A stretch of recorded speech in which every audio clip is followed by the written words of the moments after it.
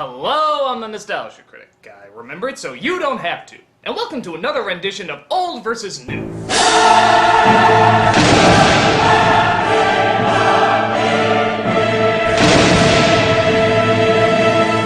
I hate westerns.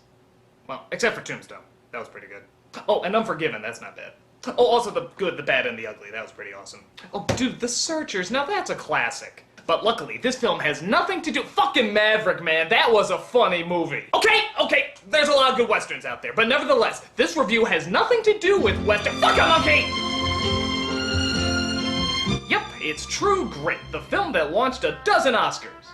Twice. This timeless tale of a girl seeking the help of a one-eyed cowboy won audiences over in the late 1960s. But then all of a sudden, the Coen brothers came along and made what many considered to be a damn good remake. And of course, we all loved it.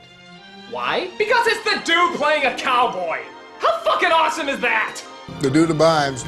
But which film holds up the best over time? Which one is stronger, more poignant, and, for lack of a better word, grittier? Well, in this rendition of Old vs. New, we're gonna look at True Grit.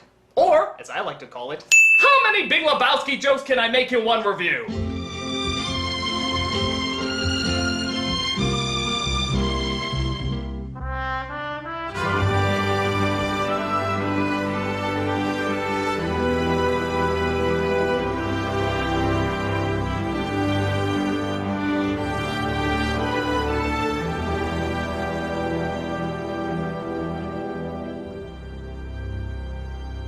First, let's look at our main character of the film, Maddie. Yeah, best supporting actress, my ass. She's the main character, we all know it. You're going first. Man, come on. Shut up!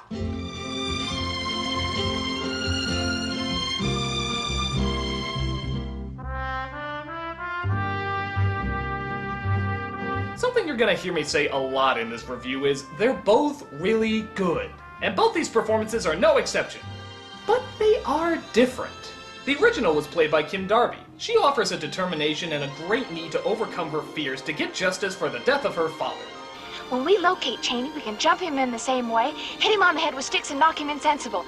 In the remake, it's Haley Steinfeld. She's also determined as hell, but maybe to an extreme level.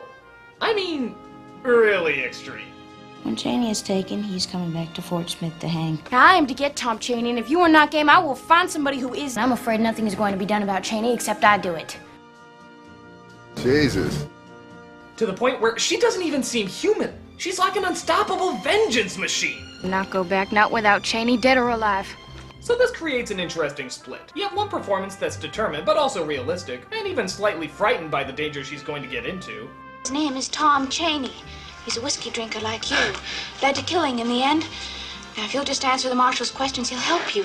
And then you have the almost crazily obsessed little girl version of the Terminator. If I killed him, I would not be now in this fix. My revolver misfired. Which one is better?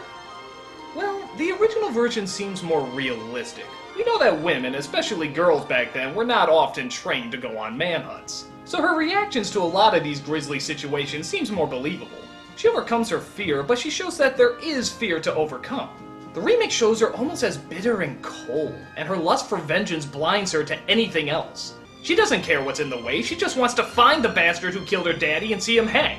Nothing else can scare her, and nothing else seems of any importance. And to be honest, that's what makes her more interesting. While the other version seems more realistic, this version has much more drive, no time for distractions, and is extremely fixated on nothing else but getting her killer. It's kind of fascinating to see a child this intelligent and hungry for blood. I mean, have you ever counted how often she smiles in this movie? It's close to never. Because she is so different from our perception of what a girl in that time period would be like, that's all the more reason to find her more engaging to follow. And that makes us all the more interested in what's gonna happen in the end. While both performances are very good, it's the remake that gives us the character that we're simply more interested in following. Point goes to the new. I hope you go to jail.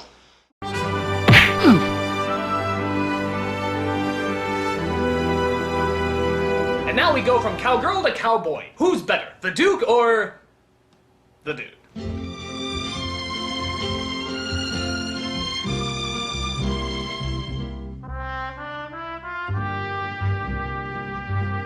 Another tough choice is choosing who's the best rendition of Rooster Cogburn.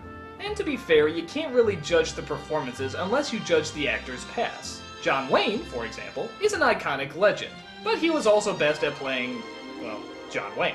You never saw his films to see him slip into different characters or roles. You saw him to play John Wayne. He did it well. He did it very well. Nobody could play John Wayne like John Wayne. First night out, you'd be calling, Mama, Mama. Stop crying. Now here's $25. Oh. But to be honest, it left very few surprises in what you were gonna get. Like, could you see John Wayne playing the Joker anytime soon?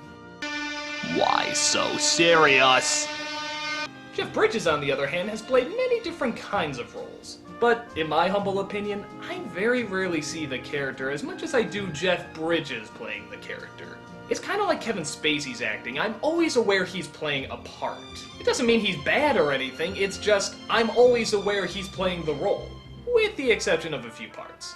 I'm the dude. And obviously, that goes without saying. Luckily though, this is one of those roles he totally gets lost in. Bridges is perfect as the drunk but still relatively badass gunslinger. He's sad and pathetic in many ways, but also likable and threatening when he needs to be.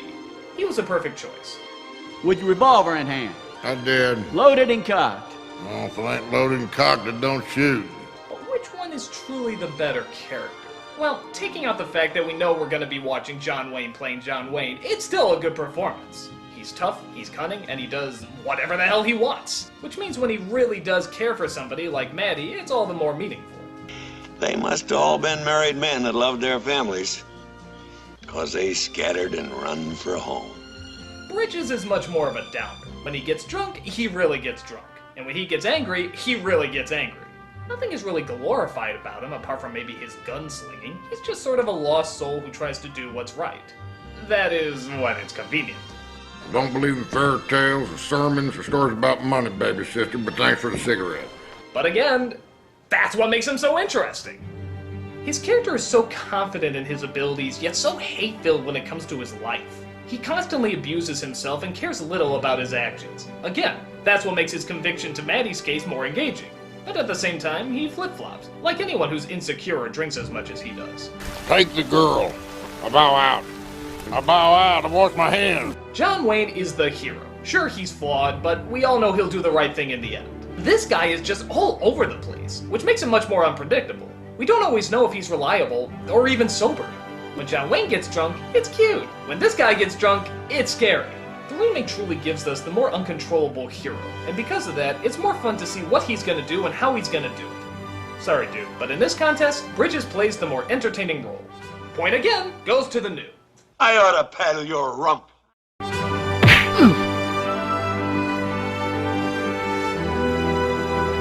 Well, what good is a rip-roaring adventure if you don't have a bunch of little doggies? Good God, did I really write that? Oh, God, I hate Westerns. This is Best Supporting Cast.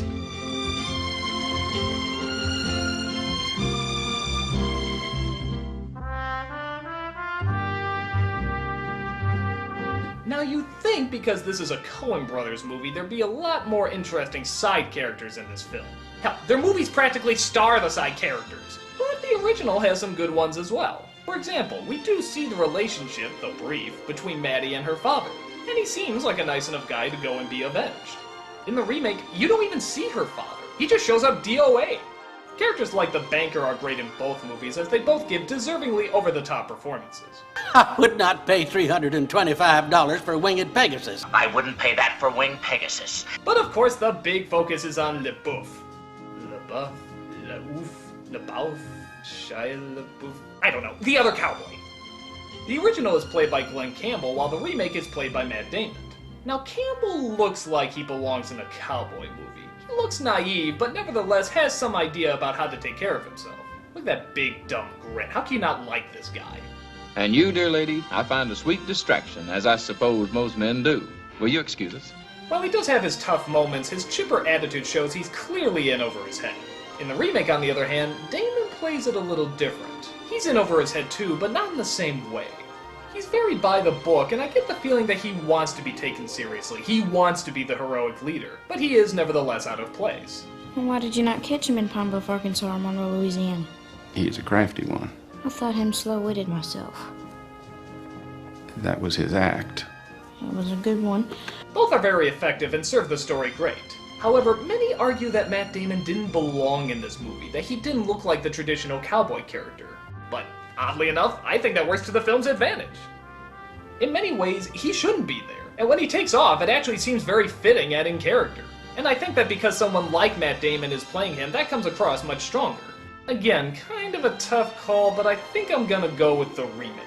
Why? Because it has the bear guy in it! I mean, who was that? Where did he come from? What's his story? We'll never know, and by God, it's killing us trying to find out! Now, I have taken his teeth. I will entertain an offer for the rest of him. Far out. That guy was awesome! Point goes to the new. I love the bear guy. I'm of a mind to give you 5 or 6 good licks with my belt.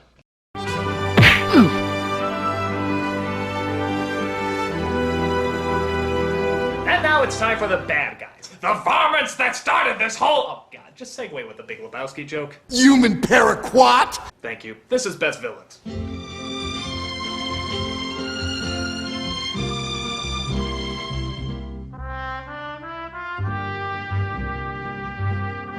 Now, something that I love in both of these movies is that the killer that Maddie is going after is not a mastermind. He's not a diabolical genius, he's not charismatic, he's not even very smart. He's just some idiot drunk. And you know what? That's actually kind of refreshing. Let's face it, a lot of killings in the Old West happened because, well, there were a lot of idiot drunks. And they had guns. And if anything, he's actually following the more charismatic, smarter villain. That makes the story seem much more real and unlike traditional westerns. One is played by Jeff Corey. I know you, little Matty, the bookkeeper. And the other is played by Josh Brolin. I don't think you're gonna do it. Well, what do you think now? Now I'm shot by a child. Again, both are good, but I think Corey's is a little bit more pathetic. I feel like the more low the character is, the more in vain the murder is, which again makes for a different but much stronger story. But if we're gonna look at him, we might as well look at the leader too. This is Ned Pepper, played in the remake by Barry Pepper. Quelle coincidence! And in the original by Robert Duvall. I never busted a cap on a woman or nobody much under 16, but it's enough that you know I'll do what I have to do. Even though Barry Pepper does a really good job as the leader and seems totally legit, well, he's going up against Robert fucking Duvall. I'm sorry, that's a really hard act to follow. This guy, much like the bear guy, you really want to know more about. Something about the way he speaks and holds himself, just a man's presence. I'm happy he done what he done, but he should have kept his head and looked out for himself. Goes for your good friend Rooster. Like, this was the main villain from a different movie, but somehow got roped into this one. Like, this guy really wanted no part with these people. Like, he had much bigger stories he was involved with, but then somehow got mixed up in this bullshit that one of his henchmen started. Again, that sort of adds to the shit happens effect of these movies. It's great. It's absolutely great. So, let's give credit where credit's due. The original really did have the better villains.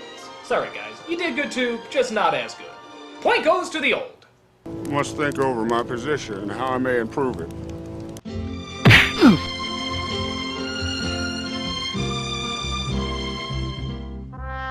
And now the defining point that always settles it, the story.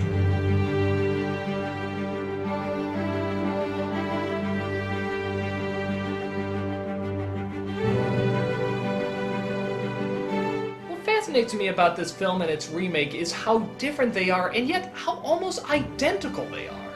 Sure, there's little changes like the bear guy and the hanging person, but when you're walking through, it's almost scene for scene the same. The only major difference is the beginning and the ending. In the original opening, we see Maddie interact with her father, but in the remake, he's already dead. And the ending, well, we'll get to that in a minute. The other core difference really is in style and tone. The original is a basic revenge story where good wins in the end and justice has its way. In the remake, it's much more dark and empty. Maddie is obsessed from the beginning with getting her man. That's the focus of this version, the obsession. In the original, she gets her revenge and everything seems great. She's happy her dad's avenged, John Wayne gives a little smile, and he rides off to more adventure. Just like most John Wayne movies. In the remake, it's not so simple. Maddie loses her arm from the snake bite, which, by the way, I feel really sorry for the snake in the original. Look at this thing! Somebody call fucking PETA! Well, anyway, Maddie loses her arm, Rooster leaves after dropping her off to safety, keeping in character, and she doesn't ever see him again. We cut to years later when she grows up bitter and cold, finding that her revenge has actually filled very little. She only finds out later where and when Rooster died, and even then, it's not so heroic. She visits his grave, walks away, and that's it. There is no grand ending, no riding on the horse, no cowboy music playing. It sucks all the romance out of it and shows the emptiness that such an obsession will ultimately get you. It's not a happy ending, I guess, but it's not a sad ending either. I guess. It's just very, very hollow. But that seems more fitting for this story. And let's be honest, a child that grows up with that kind of thirst for violence probably won't lead a normal, happy life. She probably would be a lonely stick in the mud with little to smile at. And again, it's a very refreshing take from the kill the bad guy and everything is fine motif that most westerns follow. So because of that, even though the stories are very similar, we got two very different versions. And the better one, as you probably imagine, is the one with more complexity and depth, the newer version. I have to admit, I feel bad that I've given most of the points to the new version, even though the old one is very good too. They're both great movies for what they are and deserve to be watched and recognized. It's just that when you put them back to back, the new one really does have more to offer. It's darker, grittier, and leaves much more of an impact. So, as you can guess, the best story also comes from the best version, the new True Grit, the superior film.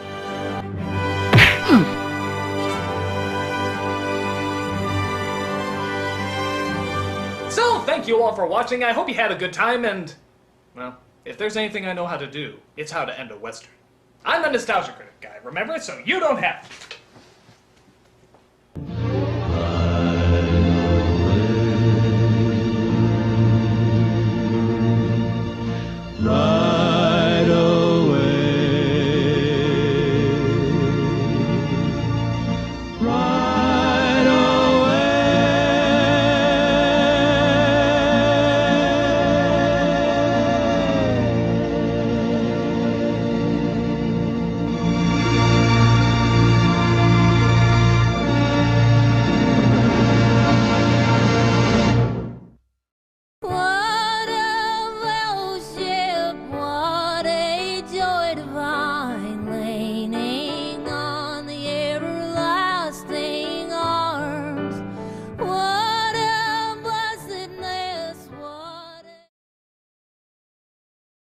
I have taken his teeth